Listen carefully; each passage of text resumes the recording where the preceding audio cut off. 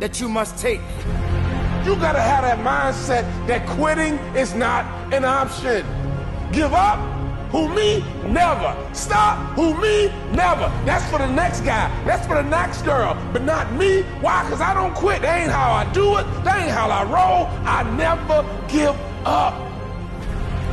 You must understand that there will come a time in your life that circumstances are going to challenge you. Hey traders.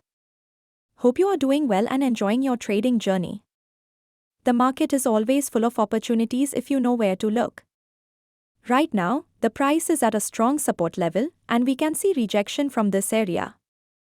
This means buyers may take control, and the price could move up. If this level holds, we might see a strong upward move. This is the kind of trade that smart traders wait for. Now, the most important part: where to enter, where to put stop loss, and where to take profit. These details are shared in our private group. If you want to trade on your own, that's fine. But knowing how to place stop loss and spot rejection candles will make your trades much safer. If you need accurate trade signals and expert help, contact us now on WhatsApp so I can add you to the group. Don't trade alone when help is available.